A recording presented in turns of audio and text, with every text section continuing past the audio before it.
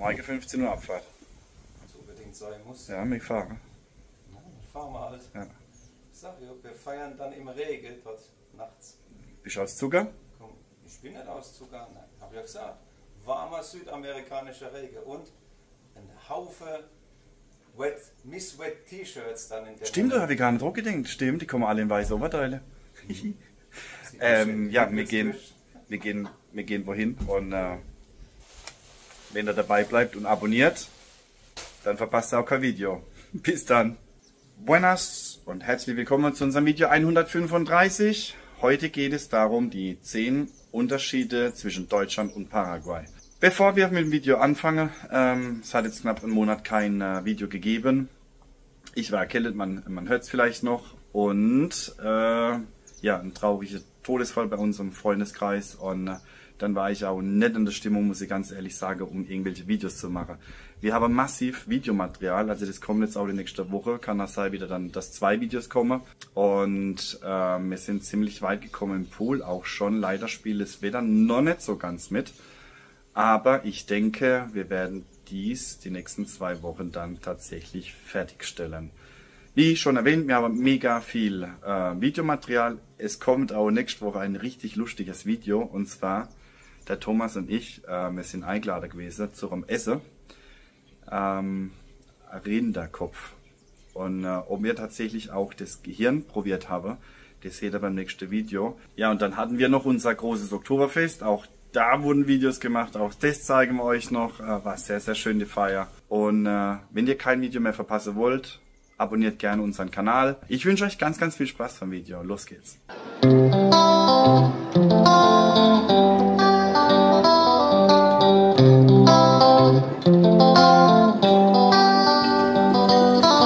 Gesta Abonniere. Suscríbete ahora. Ja, die größten Unterschiede zwischen Deutschland und Paraguay. Fangen wir an mit Punkt 1, Einkaufen. Wenn ich hier in Paraguay einkaufen gehe, bekomme ich meinen Einkauf an dem Band, ja, zusammengepackt in einer Tüte. Und ich bekomme das Ganze rausgetragen in mein Fahrzeug. Das heißt, ich finde den Service mega toll. Es sind meistens so die Studenten, wo ich das dann einpacke und dann zum Auto trage, die bekommen dann ein kleines Trinkgeld und das ist so ein ganz, ganz großer Unterschied zwischen Deutschland und zwischen Paraguay. Punkt Nummer 2, Tanke. Das heißt, wenn man hier in Paraguay an die Tankstelle fährt, ich muss nicht mehr aussteigen. Also das heißt, ich kann beim klimatisierten Auto sitzen bleiben, im Trockenen bleiben, ja, ich gebe meinen Schlüssel raus für den Tankdeckel, sag wie viel, dass ich tanken möchte, also der Betrag, und bekomme dann das Auto vollgetankt, zahle dann aus dem Auto raus und bekomme meinen Schlüssel zurück. Diesen Service wollte ich auch nicht mehr missen. Also ich finde es, es ist ein richtig toller Service, so wie es früher war in Deutschland. Ne? Also in Deutschland haben wir auch dann Tankstelle, wurde man betankt dann von den Angestellten. Mega toll. Punkt Nummer 3, das Internet. Internet hier in Paraguay finde ich viel, viel besser, ist weiter ausgebaut als zum Beispiel in Deutschland. Da brauche ich auch nicht irgendwie was mache oder was sage. Ich glaube, ihr wisst es alle. Es gibt massiv Probleme. Ja, es gibt noch kaum Glasfaserkabel in Deutschland und hier, ja, selbst in der abgelegensten Region ist möglich mittlerweile mit Glasfaser dann Internet zu haben. Punkt Nummer 4. Ich komme wieder zurück auf Freiheiten, also auf die Vorgabe vom Staat. Das hier ist alles geregelt, ja, und ist für mich ein mega großer Unterschied. Ich wiederhole mich in diesem Punkt, aber für mich mega toll. Der Staat lässt dich hier in Ruhe, es gibt die Vorgabe, ja, und es wird nicht jedes Jahr kommt was Neues dazu und so weiter und so fort. Ich nenne es mal Stabilität. Punkt Nummer 5, die größten Unterschiede zwischen Paraguay und Deutschland ist das Wetter natürlich. Auch das habe ich schon in vorherigen Videos schon mehrfach erwähnt. Normalerweise haben wir 320 Sonnentage.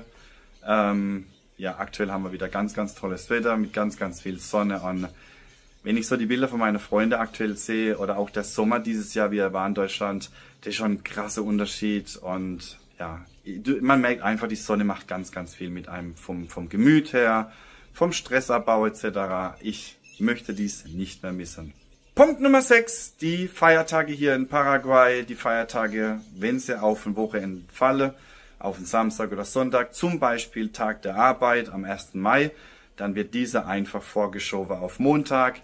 Man ist hier mega flexibel und es soll halt auch dann für die Allgemeinheit dann ein Feiertag sein. Das finde ich auch mega, mega toll. Und nicht, wenn der 1. Mai auf den Sonntag fällt, dann wird es Sonntag gefeiert in Deutschland, sondern hier wird er dann montags gefeiert. Punkt Nummer 6. Post, Briefe. Wir haben keinen Briefkasten hier in Paraguay. Ich vermisse es auch nicht, weil meistens war in Deutschland immer nur Rechnungen drin, ja, oder vom Finanzamt oder irgendwas. Oder Werbung. Haben wir hier nicht. Also hier gibt's keine Post, ja. Es kann wohl Post zugestellt werden, die holt man dann vorne in der Municipalität ab, also in unserer Gemeinde, aber ich vermisse es eigentlich nicht. Das heißt, Unterschied, keine Briefkäste hier in Paraguay. Punkt Nummer 8. Ding Dong, die Klingel. Haben wir hier nicht. Haben wir hier nicht. Ich muss euch zeigen, wie man das hier in Paraguay macht. Finde ich auch nicht schlimm, ja. Wie gesagt, wir leben jetzt schon über 3 Jahre hier und ich habe nicht einmal eine Klingel vermisst. Und zwar, wie macht man das? Jetzt muss ich das ganz kurz mit umstellen, einen kleinen Moment. Achtung, ich stelle es mal so hin. So. Das heißt, man steht ins Haus, ja, am Haus und macht dann so. Das heißt, das ist die Klingel, die paraguayische Klingel. 4-mal Klatsche und dann weiß man, okay, jemand steht vor dem Grundstück, vor der Haustür oder egal was. Und dann kann man entscheiden, geht man hin oder geht man nicht hin. Es ist wohl ein deutscher Urlauber oder ein deutscher Bekannter von mir, ein Urlauber, der war in Deutschland, ja, und stand vorm Haus gestanden, hat dann geklatscht. So fährt das schon ab auf uns. Also, Klingel braucht man in Paraguay, ist unnötig und ich finde es so viel angenehmer. Punkt Nummer 9. Punkt Nummer 9 haben wir die Social Areas bei uns hier in Paraguay in den Edificios, also in den Hochhäusern. Das heißt, in den Hochhäusern sind dann ja ganz, ganz viele Wohnungen drin, 40, 50 Wohnungen, 60 Wohnungen. Oben am Roof haben die dann so einen Social Area Bereich, das heißt, ja, wo ein gemeinschaftlicher Pool ist, gemeinschaftliche Aufenthalt, das ist so ein Kinshow. Und auch jetzt mal weggeht von dem Edificio, also von den Hochhäusern, zum Beispiel hier bei uns im Resort, ja, unser Kinshow, unser Cocktailbar ist ja unser Kinshow, das heißt, da trifft sich dann abends dann alles zusammen, ja, wird getrunken, das Soziale, also das viel miteinander sprechen, ja, Fernseher auslassen, das ist schon mega, mega toll. Finde ich ein ganz, ganz großer Unterschied zwischen Deutschland und Paraguay, weil hier wird viel für die Gemeinschaft noch gemacht und unterstützt und in Deutschland, ja, so ist halt mir vorgekommen, also jetzt nicht bei uns in der Nachbarschaft, viele Grüße an die Nachbarschaft, nach Hochhäuser, war ganz, ganz tolle Nachbarschaft, ein ganz, ganz toller Ort, aber ich habe ja schon einiges mitgekriegt in Deutschland und ja, da kocht halt jeder sein eigenes Süppchen. Ja, Punkt Nummer 10, die Menschen.